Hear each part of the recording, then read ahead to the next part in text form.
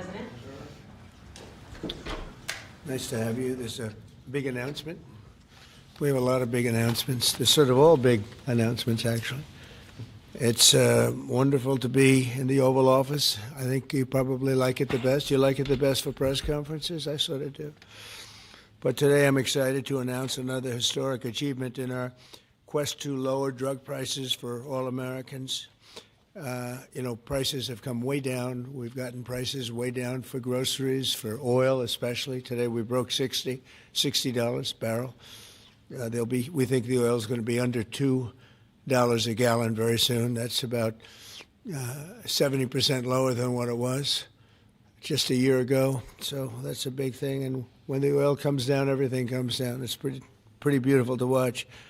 AstraZeneca, the largest pharmaceutical manufacturer in the United Kingdom, is committing to offer Americans major discounts on their vast catalog of prescription drugs, one of the great companies, by the way, and a most favored nation's pricing clause. So most favored nation is you're going to pay whatever the lowest price anywhere in the world is. That's what you're going to be paying. And I had it going very well in my first term, but we were interrupted by a rigged election, so I was unable to carry it forward. We started it, but this was something one of the reasons I wanted to run again was we had to have favored nations where the world is not going to be paying just a fraction, just a tiny fraction of what we were paying. I want to thank CEO Pascal Soriot, a very highly respected, one of the most respected men in business and certainly in the industry, for joining us today, as well as Secretary Howard Lutnick, Secretary Robert F. Kennedy Jr., CMS Administrator Mehmet Oz, FDA Commissioner Marty McCary, and Virginia Governor, a man who's done an incredible job, and good luck with the upcoming election. I know you're working very hard. I watch you. You're right there. He's out there working. He wants to see that young woman win, and the Attorney General, who I endorsed, et cetera, et cetera. Glenn Youngkin. Thank you very much, Glenn. Thank you for being here. For many years, Americans have paid the highest prices anywhere in the world for prescription drugs by far, many times the amount that other countries are paying is ridiculous.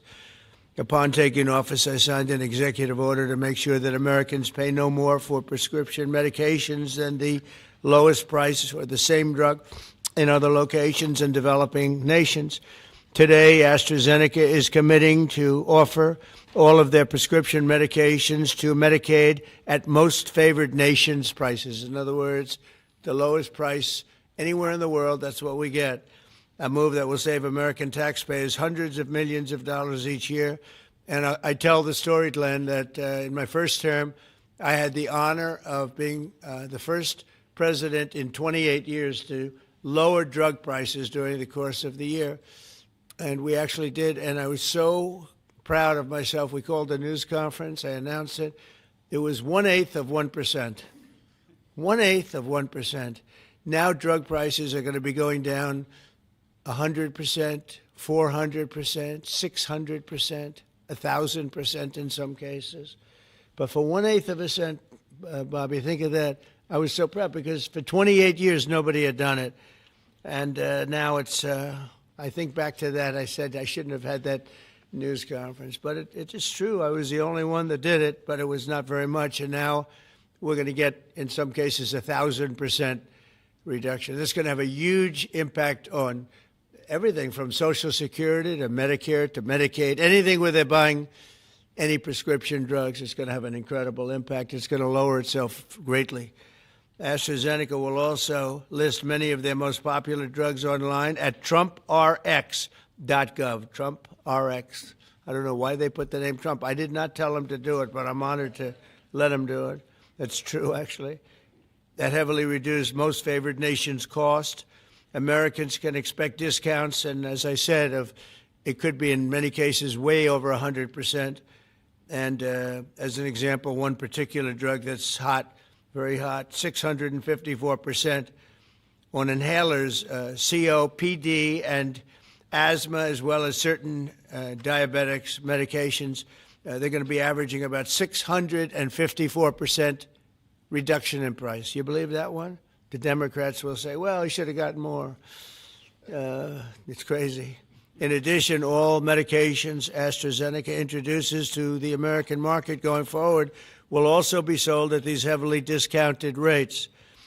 Furthermore, AstraZeneca will invest $50 billion in the United States over the next 5 years for research and development of new drugs and to onshore manufacturing facilities across the country, like the new plant that broke ground yesterday in Charlottesville, Virginia, where the governor attended. They had a tremendous group of people attending. It's going to have 3,600 jobs just to begin with.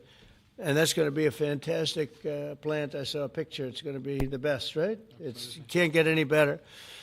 This is a tremendous victory for Virginia and for American patients and for everything, for the country. It's an amazing company to have coming over to the United States in such a big way. That's going to be a big part of the company. Presidents have promised for years to lower the cost of health care, but my administration is actually the first to do it and do it substantially, do it at numbers that nobody thought, even I thought, were not possible.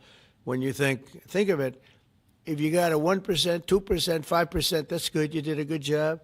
We're talking about 100, 200, 300, 500, 700 in some cases, some big, big numbers. And the largest drug companies in the world are working with us to make this a reality. And so I look forward to being at your opening of that incredible facility. I hear something, and it's in a great location, Len, right? One of the beautiful locations.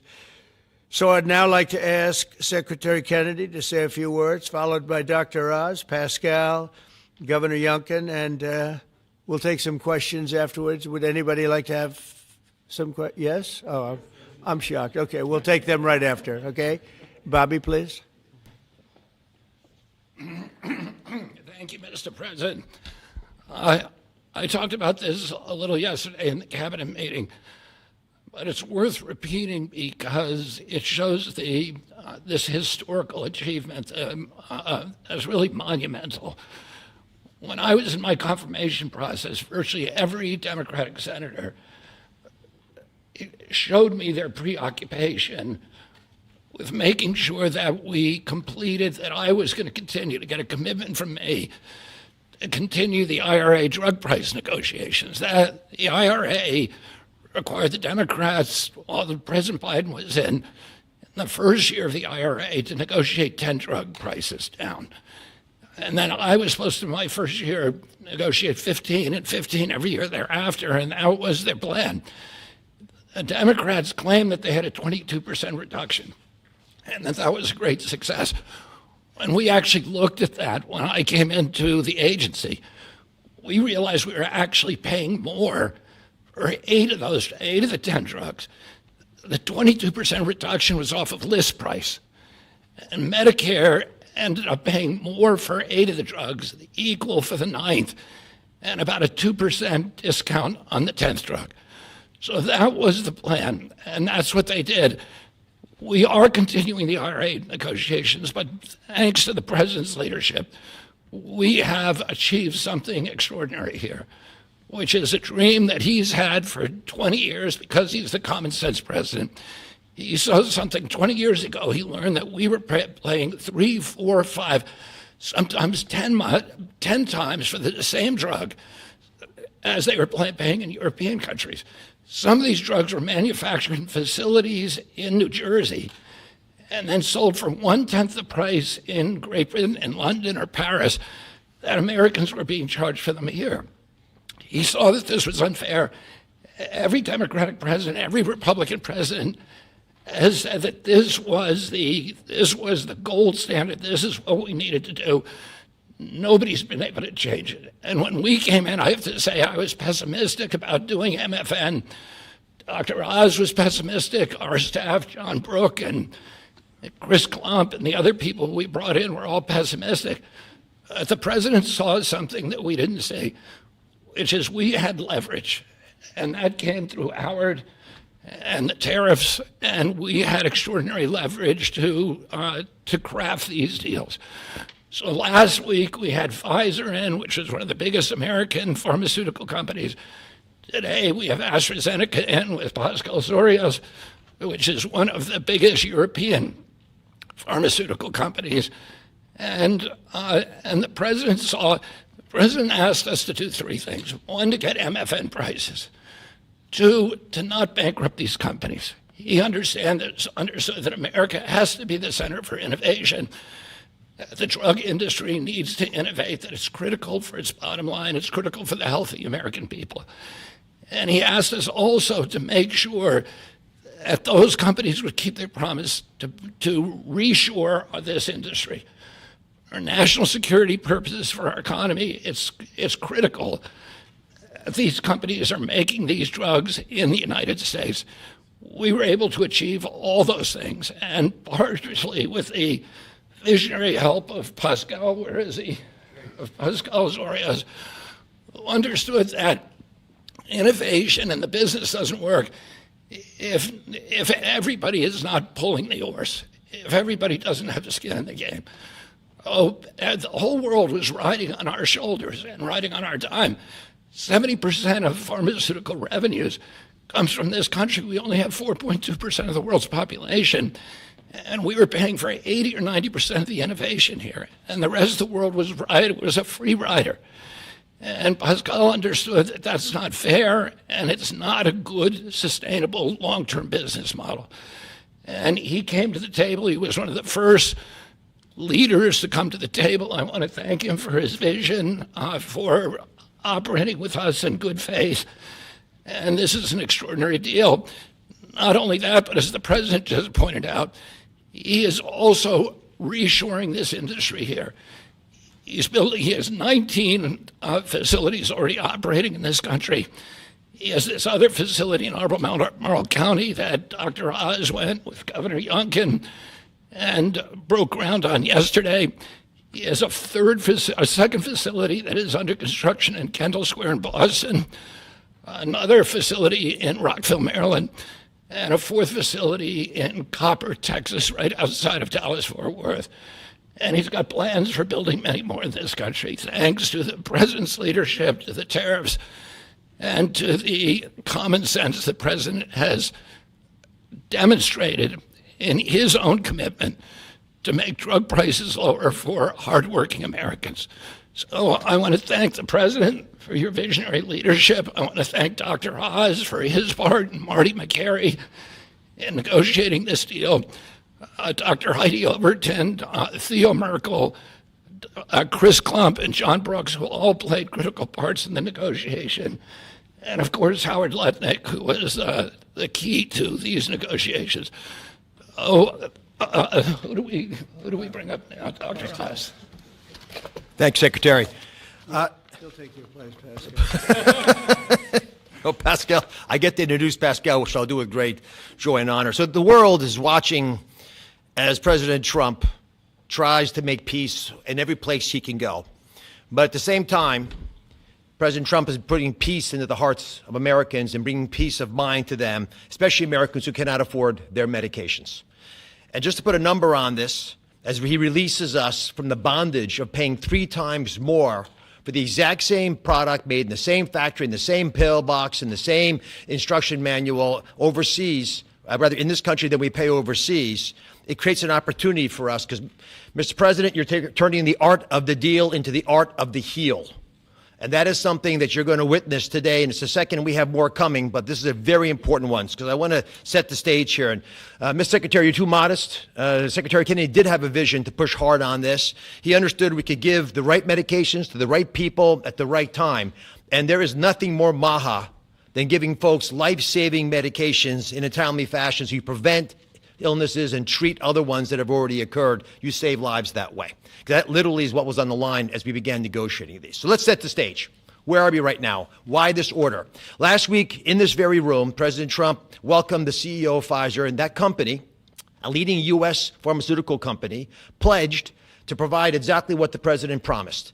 Massive discounts to allow us to have most favored nation drug pricing in this country so we don't allow our people to pay more than folks overseas. And this was unthinkable even 6 months ago, 7 months ago when we came into office. And Americans now have the ability to do that, but we needed to prove it was scalable. So we went to AstraZeneca.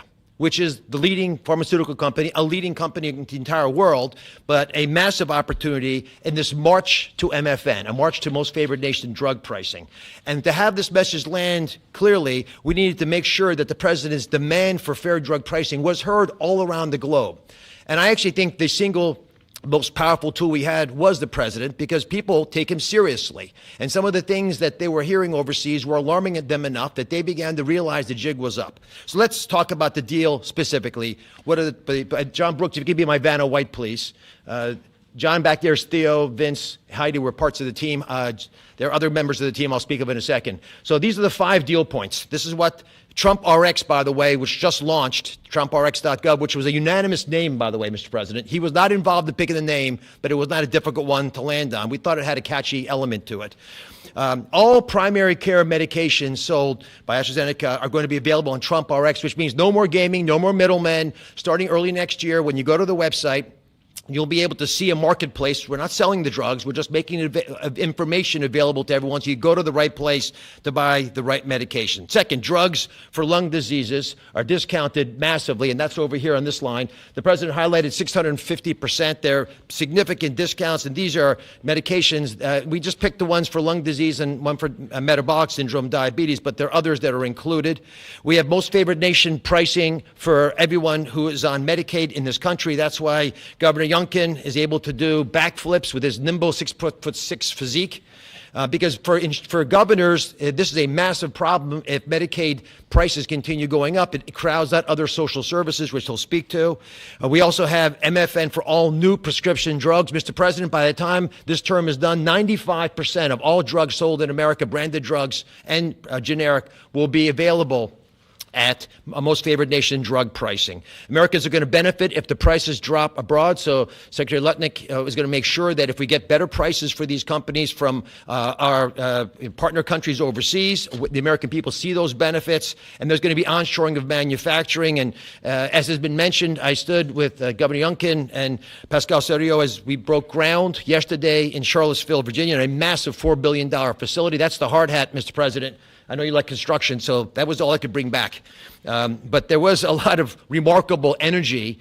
And here's what that event really does. It sends a signal.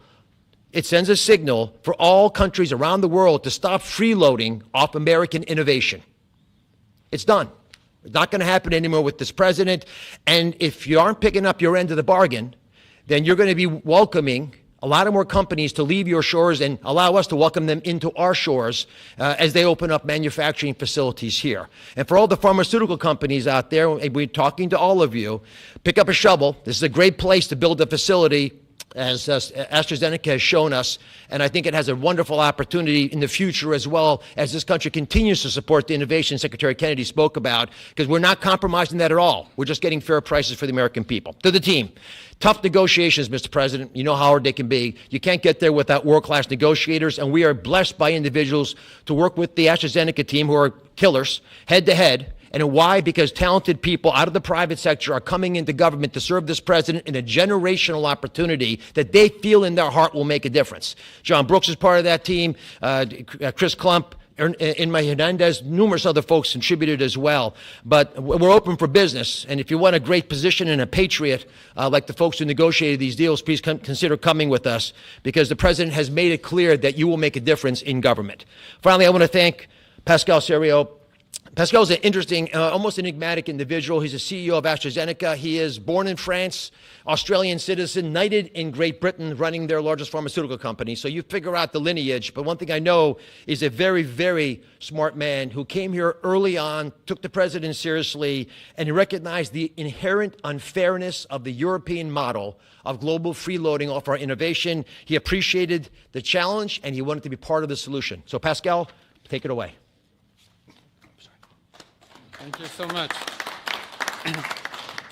So, President Trump, it is really a pleasure to see you again, since I had a chance to meet you last time you visited the UK for your state visit.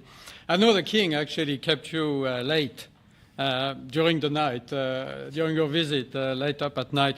And I must thank you, actually, for returning the favor. I can tell you, you've kept me up at night and my team as well. But it has been really worth it. It's been worth it because today I'm really excited to announce AstraZeneca's commitment to your vision for a healthy America. Great leadership is about having an ambitious vision that can energize people, and you appoint a very talented team that can deliver on this. Your vision is exactly that. It is about lowering the price of medicines for American patients while ensuring that America remains a global powerhouse of innovation in biopharmaceuticals. And that's not easy to do. We need to keep inventing the technologies and the products that will cure disease. But you actually gave us a key, equalization. That's an important word.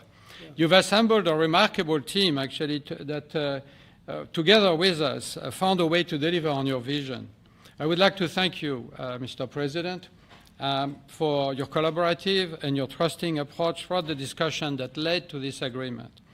In addition, I would like to thank Secretary Lutnick, I'd like to thank Secretary Kennedy, Dr. Oz, and the CMS team, in particular John Brooks, who is here today, but also Chris Klump, for their very straightforward approach and their collaborative work that, together with my great team at AstraZeneca, enabled us to deliver this agreement today. It is an agreement that allows a number of wins. First of all, a great win for American patients. This agreement will deliver improved access to our medicines at a lower cost. We've addressed the 4 points that you raised in your letter, ensuring Americans do not pay more than patients in other wealthy countries. So it's a big win for patients and the healthcare system as a whole. But it's also a big win for the economy and for taxpayers, because it supports rebalancing the cost of innovation across wealthy nations. For too long, America has shouldered a disproportionate portion of the world's R&D cost for breakthrough medicines development. That imbalance is not sustainable. It had to change. And equalization levels the playing field, with wealthy nations contributing their fair share to the cost and the risk associated with biopharmaceuticals R&D. And I would say it's also a big win for state budgets because these Medicaid price reductions will have an immediate impact on Medicaid budgets and provide substantial relief to state budgets. Finally, your vision also secures America's strong position in life sciences and the onshoring of critical innovations and manufacturing. As a company, we will invest $50 billion in manufacturing and in R&D. We already have a large presence in the United States. We have 19 sites, and we employ 25,000 people around the country. They're all developing the new generation of medicines. But we'll continue to increase our presence in this country. We're expanding our manufacturing footprint in Texas. We're building our second large R&D center in Kendall Square in Boston. We are building a cell therapy manufacturing plant in Rockville, Maryland, and there's more to come.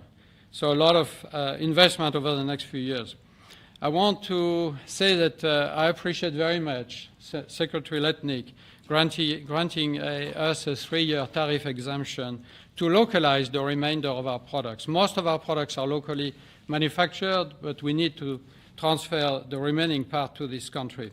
And also for your great support to convince also other wealthy countries to share the cost of pharmaceutical innovation. It is an important part of this agreement, rebalancing and the cost around the country, around the world. Yesterday showcased our commitment to the United States with this $4.5 billion investment in the beautiful Commonwealth of Virginia to manufacture what we call API, active ingredients for our medicines, but also antibody-drug conjugates that are such a critical part of the future treatment of cancer care, what is called smart chemotherapy, targeted chemotherapy. I want to thank Dr. Oz for joining us for the groundbreaking ceremony near Charlottesville, together with Governor Youngkin. And I actually love your AstraZeneca hat. I know you wanted to bring a shovel, but didn't make it to this beautiful room. I have to say it has been a great pleasure to work with Governor Youngkin and his team, in particular Secretary Segura, on this investment. Like you, President Trump, they are deal makers that move at the speed of business. And it's very important for us company to be able to work with people who understand who we are and move very fast. Our new facility will be a great example of Virginia supporting domestic production of medicines for America enhancing national security in pharmaceutical supply, but also create thousands of highly skilled jobs. Governor Youngkin gave me a beautiful Virginia flag that we will proudly fly alongside the American flag in front of our new facility. So AstraZeneca's commitment to the United States is very strong, and this agreement ensures we'll make an even bigger difference for American patients. So, Mr. President, thank you again for welcoming me in this beautiful office and for making this moment possible. Thank you so much. Pascal. Thank you very much. Over to you, Glenn. Well, first of all, I just want to thank everyone for celebrating this landmark moment. This landmark moment is not just a moment to announce a new way to buy less expensive life-saving medicine, but it is a step function change in the way that Virginians and Americans can access medicines. And it is a step function change because historically there was an opaque pricing mechanism that had so many people standing between the manufacturers and the patients that no one knew really what it cost. Well, now we can go direct to consumers. And that's what Trump Rx is all about, going direct to consumers, where a consumer can come and find that particular medication that they need and go direct to the company and get the best possible price. Second of all, the most favored nation clause is a groundbreaking moment. It's a groundbreaking moment because, as you've heard, that American customers have been paying 3, 4, 5 times what international customers have been paying. That is just not fair. And Mr. President, I want to thank you for simply recognizing that America must come first. And Americans deserve the best pricing, not the worst. It changes everything for a state. In Virginia, we have $1.5 billion a year of pharmaceutical expenditure under our Medicaid plan. $1.5 billion a year. We save 10%, 20%, 30%. All of a sudden, 150, 300 million, 450 million in savings can be realized by a state. Now, I firmly believe that's the people's money, and it should go back in tax relief. But think about the change that that enables for a state as they manage their health care expenditures. Finally, Mr. President, you have driven a reshoring of critical supply chains that no one thought could happen. The industries that everyone thought were lost are now coming home, and with pharmaceutical manufacturing and active pharmaceutical ingredients particularly coming back to America, it changes everything. It's an economic moment for us. Yes, $4.5 billion into the Virginia economy, and that will in fact translate into $3 or $4 of extra economic impact for every dollar that is spent, 3,600 great paying jobs. But it's even more than that. This is a national security moment. And what you've just heard is one of the leading pharmaceutical companies in the world is choosing America, and yes, Virginia, to invest nearly $5 billion to build the most critical manufacturing for the future of America's health. That's not just a single example. It's happening all over. And in fact, in Virginia, Mr. President, we've been blessed with nearly $10 billion of commitments to build new pharmaceutical manufacturing in the great Commonwealth of Virginia. And therefore, I believe this is a moment to celebrate investment, but more importantly, to celebrate breakthroughs for American citizens to get access to life-saving medicines at costs that they deserve because they're all made here. Mr. President, you and your cabinet have been amazing. As a governor, I have found that the cooperation with every one of your cabinet members, and sir, yes, you, has been beyond compare that I could ever imagine. I want to thank you for helping us make Virginia great again, too. Thank you.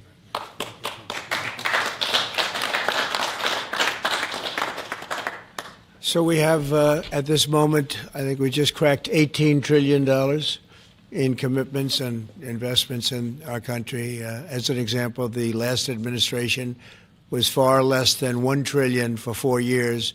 We're at plus $18 trillion for 8 months.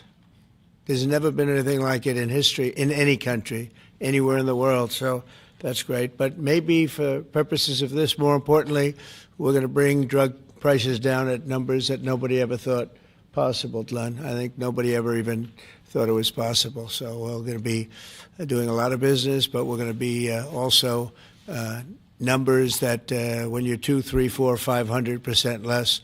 I just noticed one of them over here, 654% discount. 654. The laggard is 98%, right? 9, is that what? Wow, it's 96, 230%, but 654, and we have some that top that by a lot. So it's really going to be incredible, and that's going to be so good for Medicaid and Medicare and everything. Frankly, for your life, it's going to be so good. So nobody ever thought they were going to see. And don't let Democrats take the credit, because they'll try. They'll say, "Oh, we worked so hard on it." They didn't work hard. They did. They obstructed. They actually did the opposite. So that's really more important than even the tremendous investments being made in our country. But think of it, we cracked 18 trillion with a T, $trillion, and frankly, 1 trillion for 4 years wasn't that bad. He did less than $1 trillion, but we did that in a period of 8 months. So it's pretty record-shattering by many trillions of dollars. Any country, no matter what country you're talking about, nobody's done numbers like that. So thank you all for being here. Do you want to have a couple of questions? Yeah, please. Mr. President, one on this, if I could, and one on China, if I may. Okay. First on this, could you have brought these pharmaceutical companies to the table without that 100% tariff that you imposed? No, it's not 100%. You're talking about China might be 100%. No, I'm talking about the 100% you imposed on pharmaceuticals for that sector. I would never have been able to bring them. Now, I'm not sure that Pascal would like to say, but behind the scenes he did say tariffs were a big reason he came here, and also the fact he loved Virginia. He liked this guy. He liked me. I think the November 5th election was a very important date. We had a good election, and that was important. But yeah, he's here. A lot of. I can speak for almost everybody that's here. Most of them are here because of tariffs, because you have to understand he has no tariffs. If you build in this country, there are no tariffs. So. I want to ask you about China, if I could. Just want to confirm, have you canceled your meeting with President Xi? And no, I haven't canceled, but I don't know that we're going to have it. But I'm going to be there regardless, so I would assume we might have it. But, they hit the world with something that really is not anything that people are going to do. And it was shocking. I can tell you, Howard and I and Todd, Scott, we were all speaking about it before. And we said, where did that come from? It was just, that was out of the blue, right? Out of the blue, they came up with this whole import-export concept, and nobody knew anything about it. So. If they roll back their export controls, the new announcement, would you roll back? Look, we're going to have to see what happens. That's why I made it November 1st. We'll see what happens, yeah. Mr. President, Go ahead, please. What else besides software could be on the table in terms of export controls? A lot more. I mean, you have software, but you have a lot more. We have airplanes. We have airplane parts. You remember that from last time. And we were just surprised at China. I have a very good relationship with President Xi, and they did that. This is not something that I, instigated. This was just a response to something that they did. And they didn't really aim it at us. They aimed it at the whole world. The whole world is subject to it. So I thought it was very, very bad. But we have many things, including a big thing is airplane. They have a lot of Boeing planes, and they need parts and lots of things like that. Steve? Israeli Prime Minister Benjamin Netanyahu to accept the Gaza deal, and what will be your message to the Knesset when you speak to them? Well, he wanted it. It's been a long time. He's been fighting a long time. He's been fighting hard. He wanted it. It's a great deal for Israel, but it's a great deal for everybody, for Arabs, for Muslims, for everybody, for the world. And as you know, on Monday the hostages come back. They're getting them now. I mean, they're getting them now. They're in some pretty rough places under earth. They're in some pretty rough places where only a few people know where they are in some cases. So they're getting them, and they're also getting the bodies, approximately 28 bodies. And some of those bodies are being unearthed right now as we speak. I mean, they're working on it right now as we speak. It's a tragedy. It's a tragedy. No, he was very happy with it. And I can tell you that I saw Israel dancing in the streets, but they were dancing in Qatar and Saudi Arabia and UAE and many, many countries. I saw Egypt, they were dancing. I'll be going to Israel. I'll be speaking at the Knesset, I think, early on. And then I'm also going to Egypt. They were terrific. But all of the countries were great. Indonesia was great. Jordan was great. They were all great. Everybody wants this deal to happen. What happens in Gaza the day after the hostage release? Day after what? The day after the hostage release, what happens there then? Well, hopefully you're going to have great success I call it everlasting success. I think you will, too. I think you're going to have tremendous success, and Gaza is going to be rebuilt. And you have some very wealthy countries, as you know, over there. And it would take a small fraction of their wealth to do that. But and I think they want to do it. And we're also setting up, as you know, a board of peace. It's called the Board of Peace. I don't know if that's the final name, but the word peace is definitely in there. They have asked me if I chair it. We'll make sure things go well. And how confident are you that the ceasefire will hold? I think it'll hold, yeah. I think it'll hold. They're all tired of the fighting. Don't forget, you had October 7th, which was a horrible day, 1,200 people killed. But Hamas has lost 58,000 people. That's big retribution. That's big retribution. People understand that. So, no, I think they're all tired of fighting. And this really gives the whole Middle East, this is beyond Gaza. Gaza is very important, but this is beyond Gaza. This is peace in the Middle East, and it is a beautiful thing. You know, it's a term that you and I have been hearing since we were very young, right? And now we have a chance of really having that. And as you know, most of the countries have passed all these resolutions. Every country is there. Iran came in. I was very happy to see that. I was very honored that Iran came in. They said they support it. Russia came in. President Putin, he supports it fully, very fully. So I was happy to see even countries that weren't necessarily involved in the process, they all support it.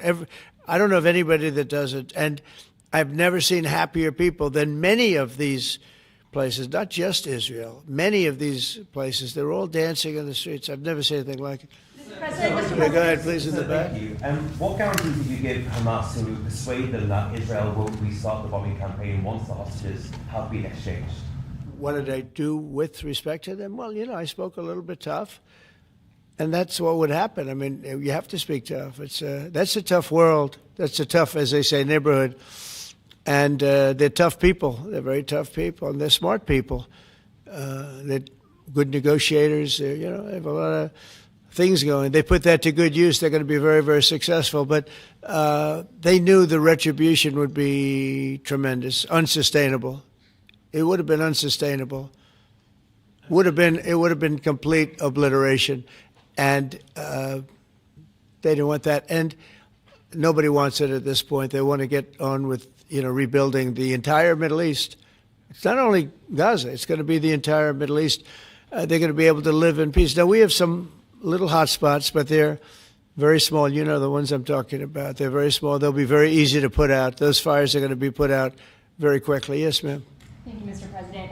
Talking about the Middle East still, going to the phases that come after this first phase, is there consensus on the additional points in your plan, or are the details still being fine-tuned? I think there is consensus on most of it, and some of the details, like anything else, will be worked out, because you'll find out that when you're sitting in a beautiful room in Egypt, it's easy to work something out, but then sometimes it doesn't work from a practical standpoint. So certain little things, but for the most part, there's consensus, yes. Do you intend to hash that out when you're in Egypt? I might, yeah. I mean, I'll be there because I'll be going to, I'll go to Cairo. I think that's where we're going, as opposed to the place of the signing. And we have a lot of leaders from all over the world coming too. They've been invited. And then I'm coming back, I believe it's Tuesday night, for Charlie Kirk, a friend of mine, a friend of all of ours, a friend of a lot of the people right here.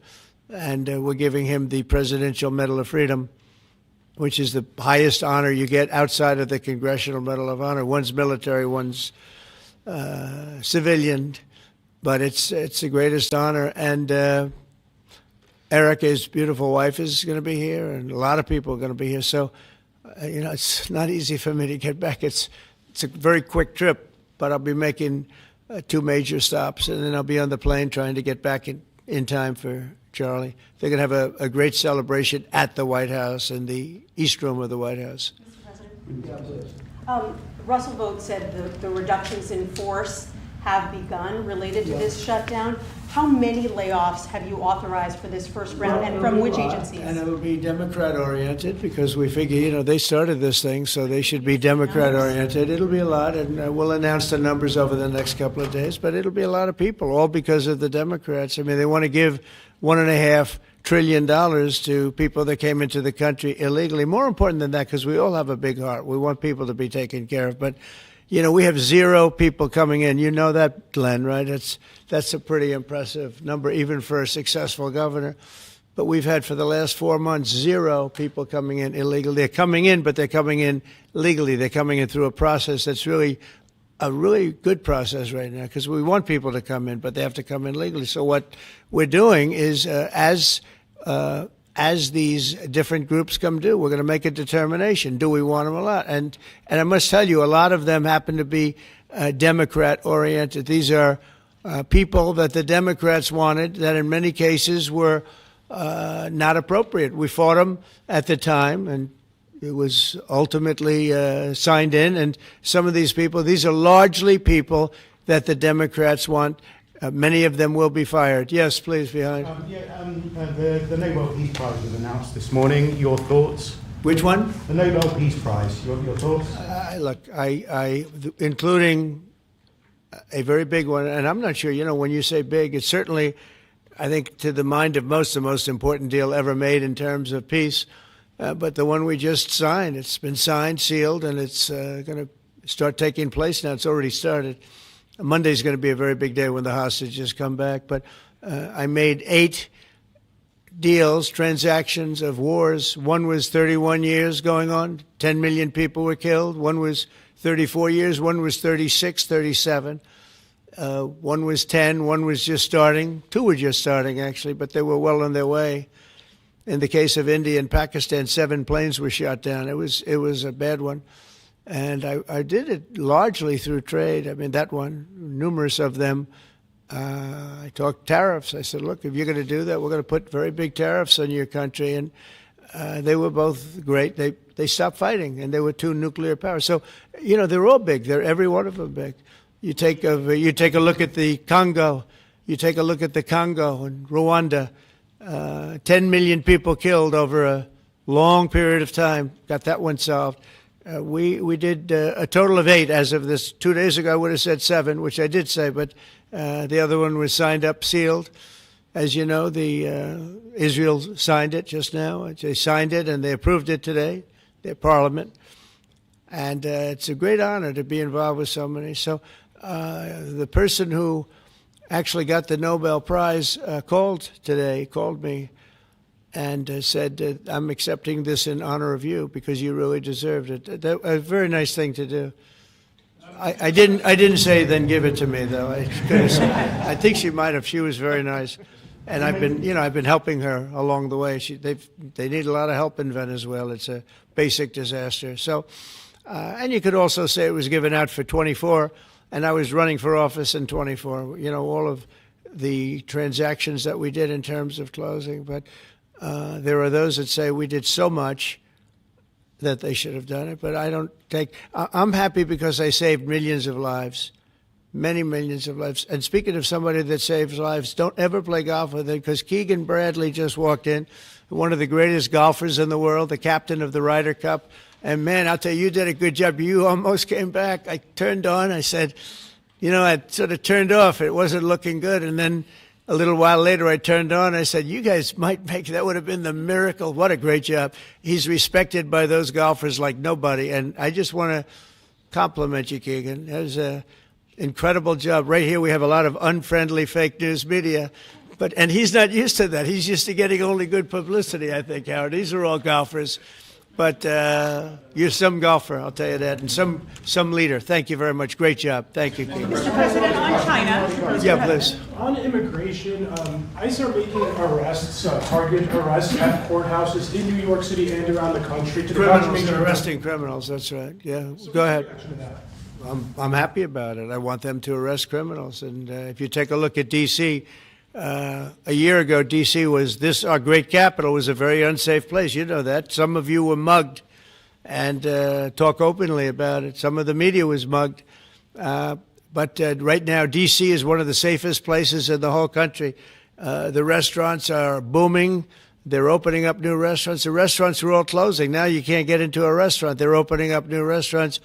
It took 12 days for us. We sent in not politically correct military. We sent them in based on merit. You know, we won the case in the Supreme Court. Everything now is based on merit. Our country was founded on things based on merit. Like Keegan Bradley's not going to be playing golf if he wasn't a great player. If he shoots lower scores, there's no more merit system than that one, Keegan, right? If you miss a putt, they don't say, oh, that's okay, let's take it again, do they? No, it's based on merit. Everything's based on merit.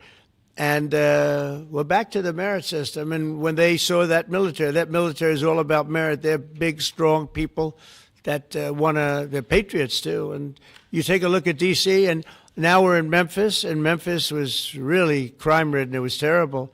A lot of people being killed. And they say in 12 days they can't even believe how much better it is. And it'll take probably a month over there, and we're heading to Chicago because we want to save Chicago. Do you know they had over 4,000 people killed in Chicago over a short 4,000 people, and I have to watch this slob of a governor stand up and say that, well, everything's okay, we've got it under control. They had 4,000 people murdered over a very short period of time.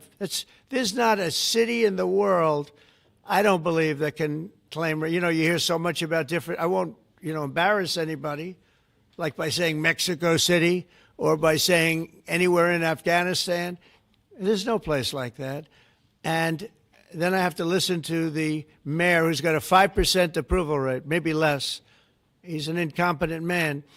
And the governor's an incompetent guy. He's a guy that was thrown out of his family business like a dog. And I know his family very well.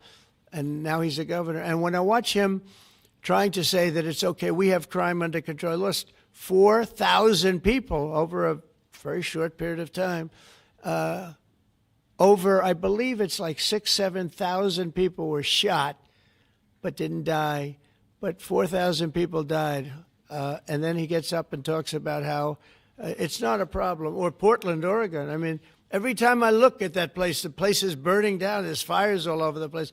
When a store owner, there are very few of them left, but when a store owner rebuilds a store, they build it out of plywood, and they don't put up storefronts anymore. They just put wood up because they know it's going to be ripped down. And then I hear how wonderful it is. It's not wonderful. It's a disaster. That's almost an insurrection, that place. So we put our people in there, and they do the job, and they've really done the job. And the beautiful thing is we've done it. 12 days we had this place safe, and now it's, I would say within a month, it was beautiful. And it continues to be. That was 3 months ago. I'll tell you, D.C. now is one of the hottest places, just like this country. We were a dead country, and you've heard me say it 100 times. We were a dead country. King of Saudi Arabia said it. Others say. The Emir of Qatar said it. Many. UAE said it. The leader, great leader, UAE, all great leaders. They said effectively the same thing. 1 year ago, we had a dead country. Now we have the hottest country anywhere in the world. I just want to thank everybody, and I want to, in particular, thank AstraZeneca. What a great company you have. What a company you've built. You've been there a long time and done some job. It's an honor to have you. I assume you're going to build, so it's $4.5 billion for a plant. That's a pretty big plant, isn't it? I was going to say, could he make it a little bit more? Well, we have a couple of them where they're going to spend $65 billion on one plant, AI. All I know is it's, AI is based on information. I hope they're right about information. I don't know. You got to make a lot of money there's got to be a lot of information out there, but that seems to be pretty hot. But we have a lot. We're leading the world on information on AI, as you know, by a lot. It's not even close. So we're doing a job. And I want to thank everybody, but in particular, Pascal, thank you very much. It's a great honor. Thank you. Thank you very much. Thank you, everybody. Have a good time. Thank you, press. Thank you, press. Thank you, press. Let's go. Thank you. Thanks, guys. Thank you. Thank you, press. Thank you. you, press. Let's go. Let's go. Thank you, guys. Thank you, press. Right on this way. Thank you, press. Thank you. Let's go. Let's go. Thanks.